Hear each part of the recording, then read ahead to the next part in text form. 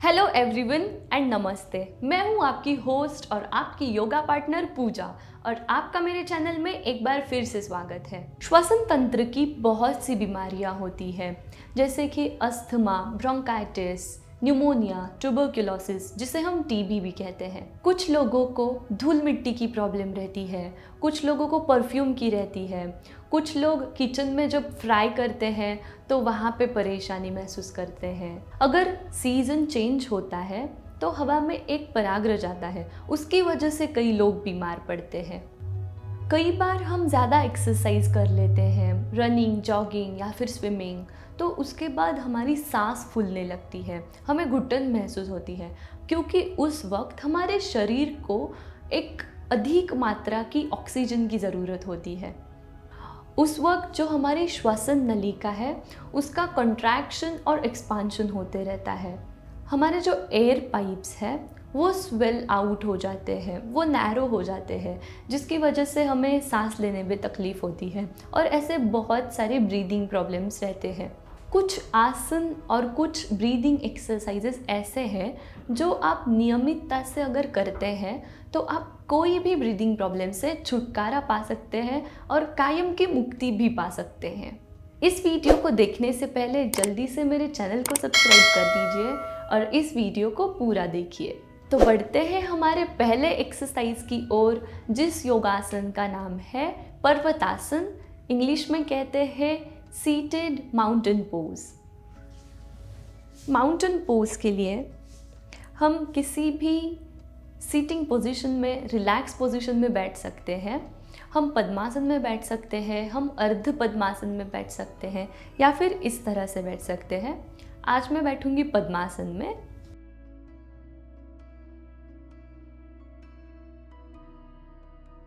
पद्मासन में बैठने के बाद हम सबसे पहले हमारे बॉडी को और हमारे माइंड को रिलैक्स करेंगे पूरी तरह से।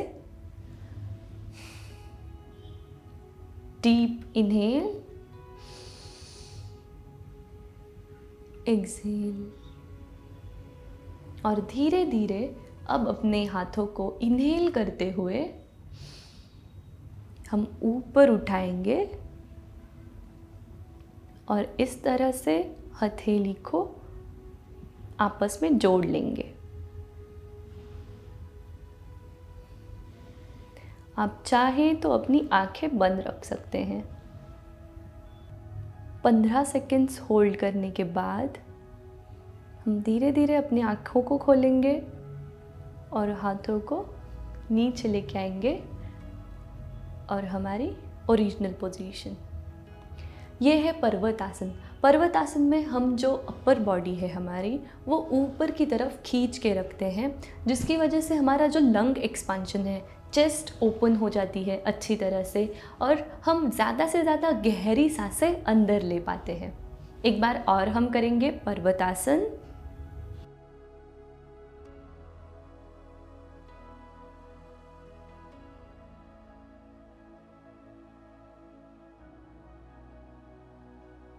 आपको एक चीज़ का ध्यान रखना है, आपको अपना जो पेट है वो अंदर की तरफ दबा के रखना है।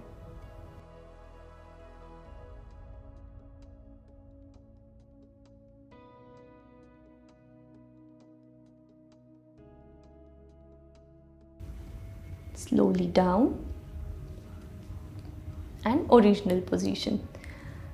पर्वतासन के बाद हम एक ब्रीदिंग एक्सरसाइज देखेंगे जो है ओमकार। ओमकार आपने कई बार किया होगा। ओमकार में क्या होता है, हम सांस को अंदर लेते हैं, इनहेल करते हैं डीपली और एक्सहेल करते वक्त हमें ओम का उच्चारण करना होता है। 70% उच्चारण ओ का रहता है और लास्ट के 30% हम म का उच्चार करते हैं।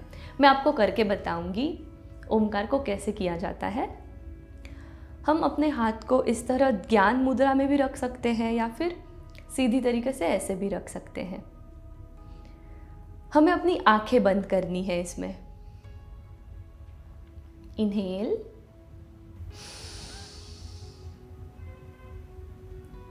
ओ,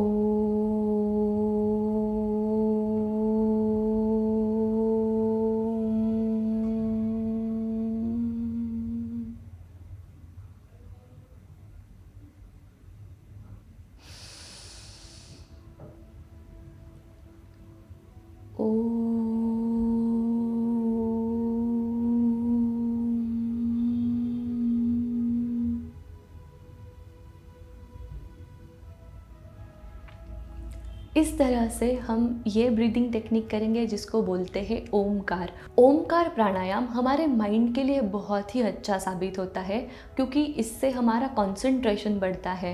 हम अगर किसी भी स्ट्रेस से गुजर रहे हैं, किसी भी एंग्जाइटी से या टेंशन से सफ़र कर रहे हैं, तो हमें बहुत ही अच्छे से मन की शांति प्राप्त होती है और हमारा जो माइंड है वो काल्म होता है। और इस वीडियो में हम जैसा देख रहे हैं ब्रीदिंग प्रॉब्लम्स, हम ओमकार की वजह से हमारा जो शॉर्टनेस है ब्रीथ का वो बढ़ता है और हम गहरी सांस अंदर लेने में कामयाब हो जाते हैं। ओमकार मैं आपको 2 बार अभी करके बताया है। आपको ये ओमकार ब्रीदिंग टेक्निक कम से कम 5 या 7 बार प्रैक्टिस करनी है। हमारा दूसरा ब्रीदिंग टेक्निक है जिसका नाम है breath holding technique. Breath holding technique में क्या होता है, हम सांस को जैसे अंदर ले लेंगे, इन्हेल कर लेंगे, तो वहाँ पे रुक के हमें ब्रीथ को होल्ड करना है।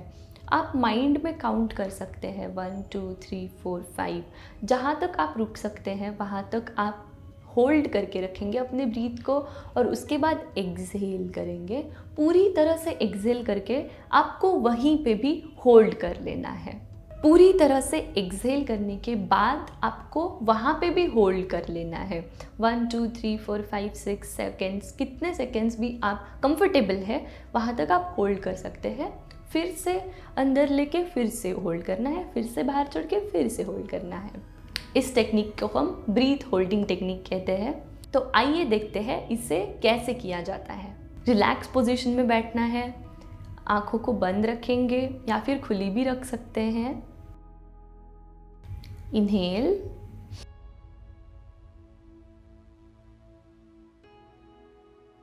एक्सहेल,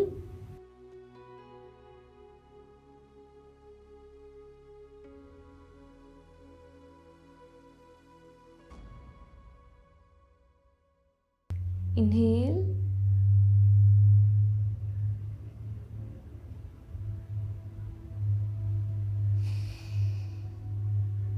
एक्सहेल,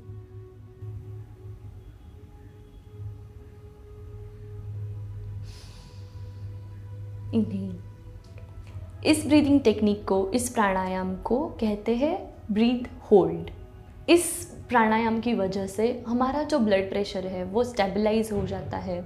हमारे एयर पाइप्स को, लंग्स को अच्छे से ऑक्सीजन का सप्लाई मिल जाता है और हमें जो ब्रीदिंग प्रॉब्लम्स है वो भी दूर हो जाती है। हमारा अगला आसन है जो है भुजंगासन। भुजंगासन के बाद हम धनुरासन भी करेंगे। दोनों आसन के लिए हमें अपने मैट के ऊपर पेट के बल लेट जाना पड़ेगा। तो आइए देखते हैं सबसे पहले भुजंगासन को कैसे करते हैं।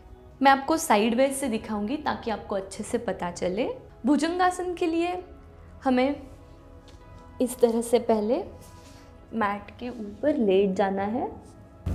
हम अपने हाथों को चेस्ट के पास बिल्कुल ऐसे रख देंगे। हमारी जो कोहनियाँ है वो इस तरह से बाहर की तरफ झुकी हुई नहीं चाहिए, हमें इसे अंदर इस तरह से प्रेस करके रखना है। और इनहेल करते हुए हम अपने अपर बॉडी को ऊपर उठाएंगे और हमारे हाथ को स्ट्रेट करेंगे। इस पोजीशन को इंग्लिश में कोबरा पोज भी कहते हैं क्योंकि ये बिल्कुल कोबरा जैसा दिखता है। हमारी जो पैर की उंगलियां है वो इस तरह से ऐसे टक की हुई नहीं चाहिए, पॉइंट आउट चाहिए। चेस्ट को पूरी तरह से ओपन करना है और 15 सेकेंड्स तक होल्ड करके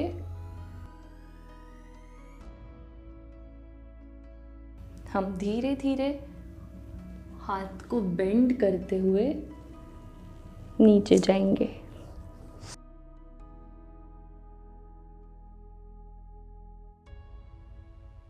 एक बार फिर मैं आपको दिखाती हूँ भुजंगासन का पोस्चर। हाथ को चेस्ट के यहाँ पे रख के इनहेल करते हुए हम पूरी तरह से ऐसे अपर बॉडी को ऊपर उठाएंगे, गर्दन को सीधा रखते हुए।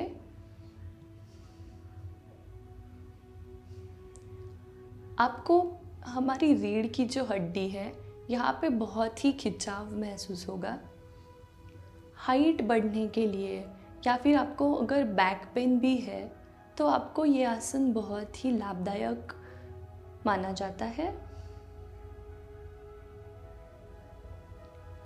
और 15 सेकेंड्स के बाद धीरे धीरे you can drop the position. ये था हमारा भुजंगासन। भुजंगासन के बाद हम देखने वाले हैं धनुरासन। धनुरासन भी सेम पोजीशन, हमें पेट के बल लेट जाना है। और धनुरासन में हमारी जो हाथ की पोजीशन है वो इस तरह से हम नीचे रखेंगे और धीरे धीरे हम अपने पैरों को मोड़ के इस तरह हिप्स के पास लेके आएंगे। हमें अगर थोड़ा इस तरह से डिस्टेंस रखना है तो भी ठीक है। और अपने हाथों से इस तरह एंकल को, पैरों को पकड़ के धीरे अपर बॉडी को ऊपर उठाएंगे और पैरों को भी हवा में उठाना है।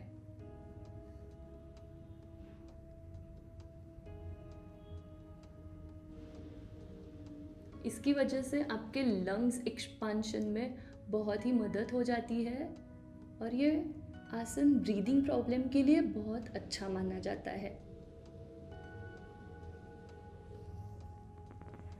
और 15 सेकेंड्स के बाद हम धीरे धीरे इस पोस्चर को ड्रॉप करेंगे। तो ये था हमारा धनुरासन।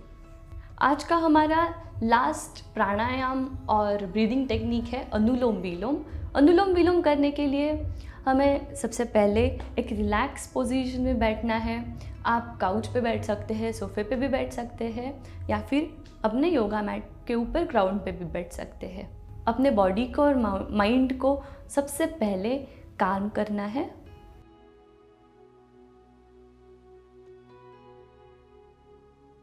और उसके बाद हम इस तरह से हमारी हस्त मुद्रा बनाएंगे। अनुलोम विलोम में क्या होता है, हमें अल्टरनेट ब्रीदिंग करनी पड़ती है। जैसे कि एक साइड से हम सांस को अंदर लेंगे और दूसरी साइड से छोड़ेंगे। तब हम क्या करेंगे, एक साइड से सांस को अंदर लेके इसको बंद कर देंगे और दूसरी साइड से छोड़ेंगे। फिर दूसरी साइड से सांस को ले लेंगे अंदर और उसको बंद करके फिर इस साइड से छोड़ देंगे। मतलब अल्टरनेटिंग ब्रीदिंग टेक्निक है ये। तो आइए हम शुरू करते हैं अनुलोम विलोम।